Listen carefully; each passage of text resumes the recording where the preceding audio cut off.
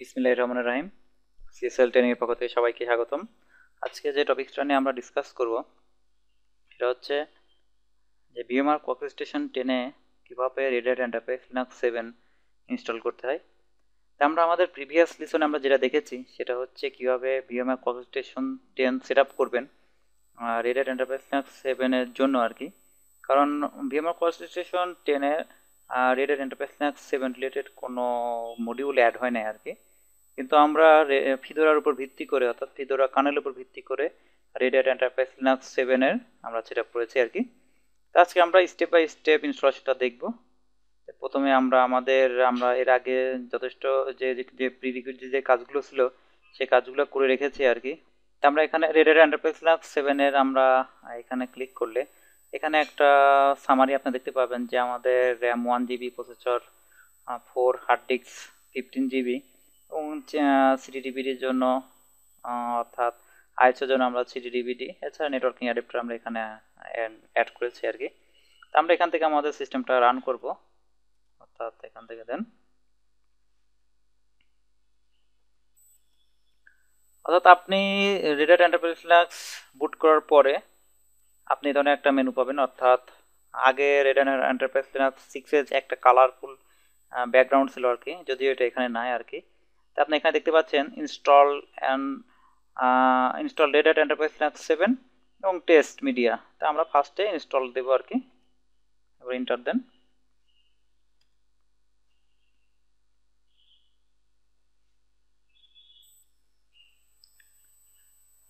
তার যে মডিউলগুলো তার দরকার এবং যে ইয়েগুলো দরকার সেগুলো তার র্যামে লোড করতেছে।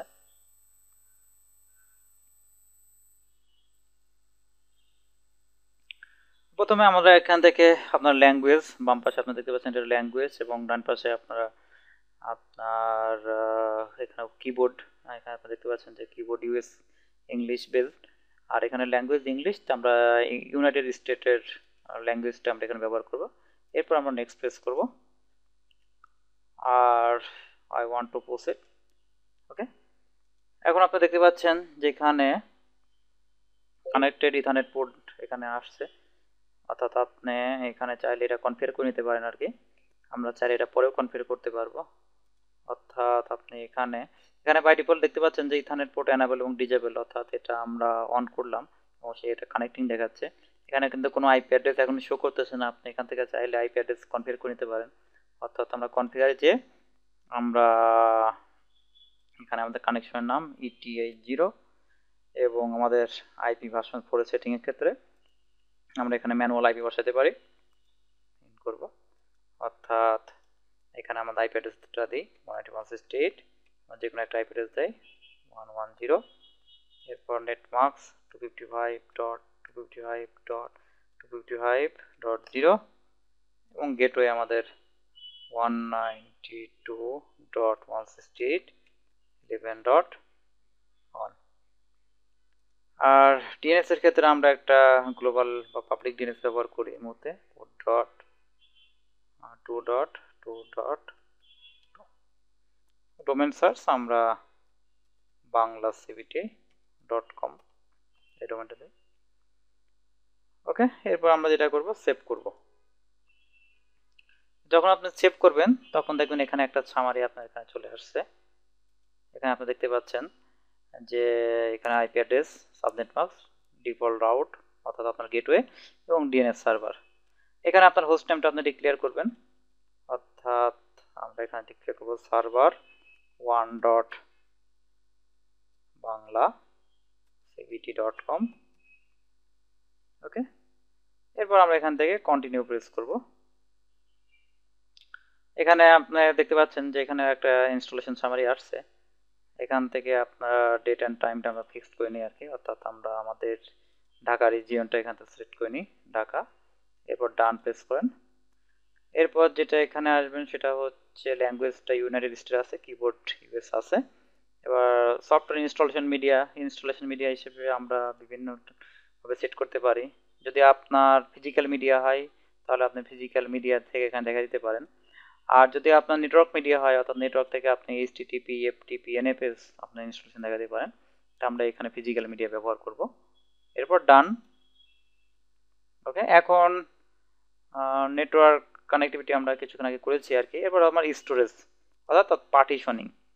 তার আগে আমাদের এখানে একটা আমাদের কি ধরনের অর্থাৎ এই সার্ভারটা আমরা কি পারপাসে ইউজ করব সেটা আমরা এখানে সিলেক্ট করে দিতে পারবো। অর্থাৎ ইনস্টলেশন মেথডটা কি ধরনের ইনস্টলেশন হবে, এটা মিনিমাল হবে না সার্ভার হবে না ডাটাবেজ হবে না ভার্চুয়ালাইজেশন হবে না লোড ব্যালেন্সিং হবে না আপনার সফটওয়্যার ডেভেলপমেন্ট হবে, অনেক অপশন আছে। তাহলে আমরা এখানে ক্লিক করে আপনি এখানে দেখতে পাচ্ছেন যে বেজ এনভায়রনমেন্ট।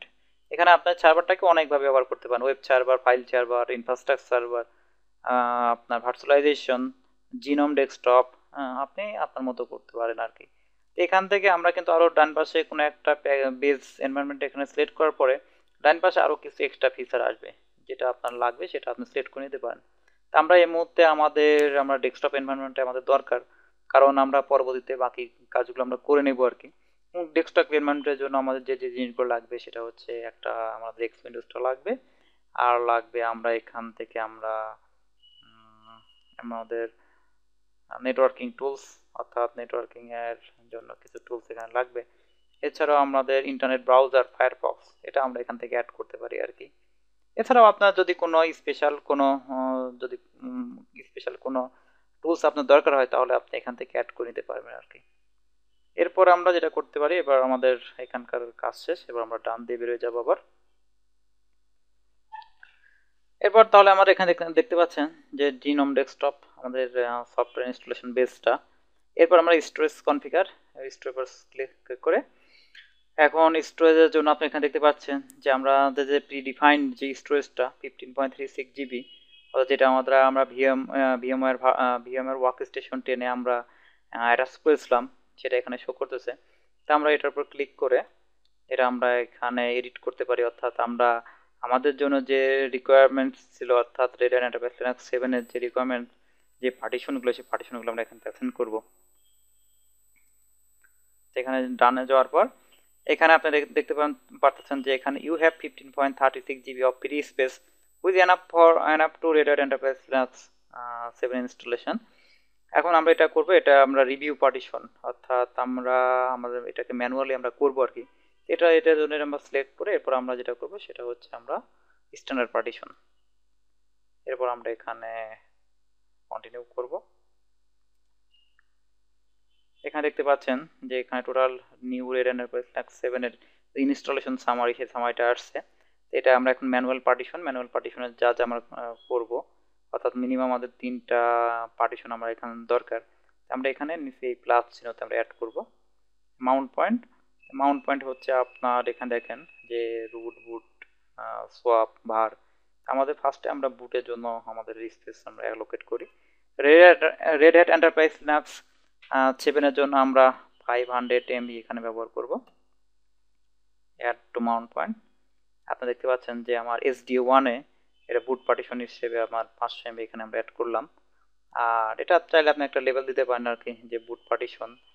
আর এখানে আপনার ফাইল সিস্টেম, আপনারা ইতিপূর্বে অবগত হয়েছেন যে রেড হ্যাট এন্টারপ্রাইজ লিনাক্স 7 তারা নতুন file system XFS file system তারা ইউজ করছে, অর্থাৎ রেড হ্যাট এন্টারপ্রাইজ লিনাক্স 6-এ এটা আমরা দেখেছিলাম যে ext4, আমরা এখানে XFS ফাইল সিস্টেম অর্থাৎ লেটেস্ট ফাইল সিস্টেমটা আমরা এখানে ব্যবহার করলাম। আর আমরা তো কেবল একটা পার্টিশন অ্যাড করলাম, আমরা এখন আরেকটা পার্টিশন অ্যাড করব। মাউন্ট পয়েন্ট এখানে কি হবে, রুট আমার ক্যাপাসিটি আর Linux Red Hat Enterprise Linux আর 7 অনুযায়ী এখানে 5 জিবি দিলে হবে, কিন্তু যেহেতু আমরা এখানে ইয়াম সার্ভার টার্ভার করবো আমরা এখানে একটা বেশি স্পেস আমরা এখানে দিতে পারি, সাপোজ আমরা এখানে দিব 10 জিবি। ওকে, তাহলে আমরা বুট পার্টিশন করলাম। এখন আপনি দেখতে পাচ্ছেন যে আপনার ফ্রি স্পেস অ্যাভেলেবেল কতটুকু আছে আর কি। আর আমরা এখান থেকে আরেকটা পার্টিশন অ্যাড করবো, সেটা হচ্ছে আমরা মাউন্ট পয়েন্ট, অর্থাৎ এখান থেকে অ্যাড করেন এটা মাউন্ট পয়েন্ট, এটা সব পার্টিশনের ক্যাপাসিটি মিনিমাম 1 জিবি আমাদেরকে দিতে হবে। 1G add. ওকে, এখন দেখতে পাচ্ছেন যে আমার বুট পার্টিশন এটা 500 MB এবং সেটা standard partition, file system XFS, root partition 10 GB, device type standard partition, file system XFS, সব পার্টিশন এটা আমরা জানি যে সব সে একটা মেমোরির মতো কাজ করে, এই জন্য সেটা ফাইল সিস্টেম হবে সব, এবং 1 GB। আপনাদের চাইলে আরও কোনো পার্টিশন করতে পারেন, তাহলে আমরা করব। অর্থাৎ সাপোজ আমরা যদি দিতে চাই এরকম একটা পার্টিশন মাউন্ট পয়েন্ট, সাপোজ আমরা দিলাম ব্যাকআপ, ব্যাকআপ 1 GB আমরা এমন একটা পার্টিশন ক্রিয়েট করলাম, যে কোনো নাম দিতে পারেন, এটা আপনার প্রয়োজন অনুযায়ী। অ্যাড টু মাউন্ট পয়েন্ট, আপনি এখানে দেখতে পাচ্ছেন যে ব্যাকআপ নামে আমার আলাদা একটা পার্টিশন আছে 1 GB, এবং সেটা আমার XFS। আপনি চাইলে XFS এটা আপনি ভিপ্যাডও করতে পারেন বা ext4-এও করতে পারেন। ভিপ্যাড করলে আমরা উইন্ডোজ থেকে পাবো, লিনাক্স থেকেও পাবো। আর ext4 আমাদের similar Red Hat Enterprise Linux 6 এর পার্টিশন অনুযায়ী, আর XFS আমাদের নতুন পার্টিশন। আমরা যেহেতু আমরা লিনাক্সটা দিয়েছি, আমরা এখান থেকে XFS-টা সিলেক্ট করি। এখানে আমরা ডিস্ক লেভেলটা এনেবল করে দিতে পারি, অর্থাৎ ব্যাকআপ পার্টিশন, ব্যাকআপ পার্টিশন নামে আমাদের ডিস্ক লেভেলটা আমরা অ্যাড করলাম আর কি। ওকে, আমার এখন 2.8 GB আমরা 85 GB ফ্রি আছে, যেগুলো আমরা ফিউচারে আমরা ইউজ করতে পারবো। আর যদি আপনার কোনো ভুল থেকে থাকে তাহলে আপনি এখানে রিসেট করার পরে আপনি সব কিছু করতে পারেন আর কি। আমরা আপডেট সেটিং দিব, এরপর আমরা এখানে ডান প্রেস করব। আপনি এখানে দেখতে পাচ্ছেন যে এখানে ইনস্টলেশন সামারি, অর্থাৎ আপনার কী কী পার্টিশন আছে এবং কী ধরনের ফাইল সিস্টেম টোটাল কিন্তু এখানে শো করতেছে আর কি। ওকে, আপনি যদি এখানে একসেপ্ট করেন তাহলে একসেপ্টশন দিলে সে সব কিছু এইভাবে সে নিয়ে নেবে এখানে, অর্থাৎ একটা আপনার সামারি অফ চেঞ্জ, আপনি কী কী করতেছেন বা কী কী কোন কোন পার্টিশন কী কী নামে আছে টোটাল কিন্তু এখানে শো করেছে আর কি। ওকে, এখন আমরা একসেপ্টশন দিব। ওকে, তাহলে আমাদের মোটামুটি কাস্টম পার্টিশনিংটা হয়ে গেল আর কি। এরপর আমরা ইনস্টলেশন বিগিন করবো আর কি, অর্থাৎ এখানে বিগিন ইনস্টলেশন। ওকে, বিগিন ইনস্টলেশন। ওকে, নাও এখন আপনারা দেখতে পাচ্ছেন যে এখানে রুট পাসওয়ার্ডের এখানে একটা ওয়ার্নিং দিচ্ছে, অর্থাৎ আপনাকে রুট পাসওয়ার্ড দিবে, এবং এখানে ইউজার ক্রিয়েশন আমরা এখানে রুট পাসওয়ার্ড আমরা দিয়ে আসি। এখানে আমরা একটা কমপ্লেক্স পাসওয়ার্ড দেওয়ার চেষ্টা করব।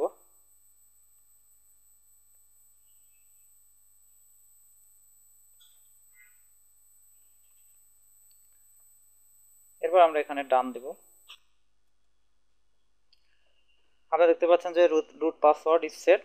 এরপর আমরা যদি কোনো ইউজার আপনি ক্রিয়েট করতে চান তাহলে এখান থেকে আমরা ইউজার ক্রিয়েট করব, অর্থাৎ সাপোজ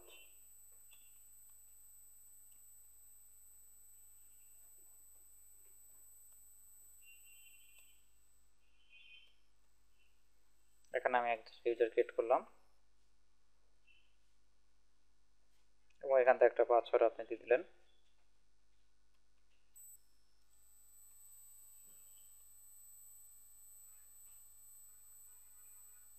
এবার আমরা ডান প্রেস করতে পারি।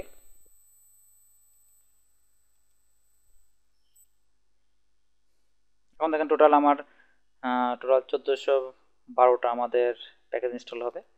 এই প্যাকেজটা ইনস্টল করার পরে মোটামুটি আমরা আমাদের ডেস্কটপটা আমরা পাবো আর কি। তো আমাদের প্যাকেজ ইনস্টলেশন প্রায় কমপ্লিট। এরপর প্যাকেজ ইনস্টলেশনের পরে কিছু পোস্ট ইনস্টলেশন আছে, সেই টাস্কগুলো এখন কমপ্লিট হচ্ছে আর কি। আর অল্প সময়ের ভিতরে আমরা মোটামুটি আমাদের ইনস্টলেশনটা কমপ্লিট করতে পারবো আর কি।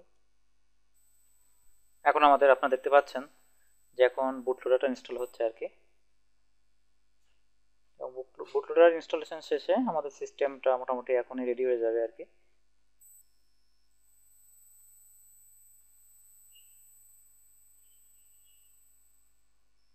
ওকে, আপনারা দেখতে পাচ্ছেন যে ইনস্টলেশন কমপ্লিট। এখন এটা রিবুট দেওয়ার পর আমাদের ডেস্কটপ চলে আসবে। আমরা রিবুট দিই।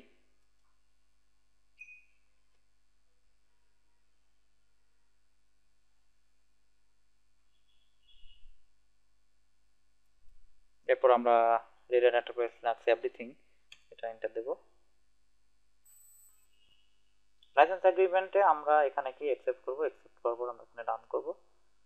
ডান প্রেস করার পর মোটামুটি আমাদের এখানকার সাকসেস। এবার আমরা এখান থেকে আমরা কুইট করব।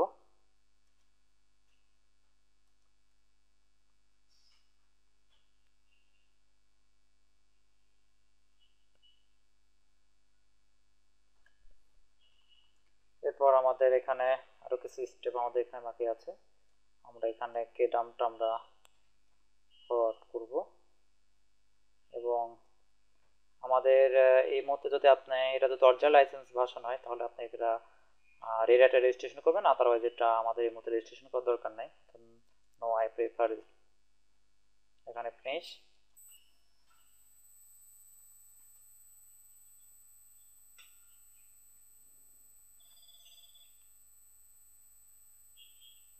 ওকে, এটা আমাদের এখন দেখতে পাচ্ছেন, এটা আমাদের রেডার এন্টারপ্রাইজ লিনাক্স 7 এর ডেস্কটপ।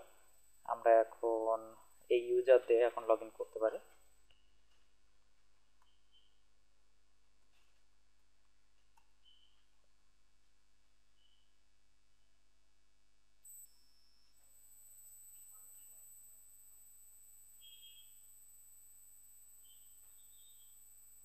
ওকে, এখানে দেখতে পাচ্ছেন যে এটা আমার রেডার এন্টারপ্রাইজ লিনাক্স 7 এর ডেস্কটপ।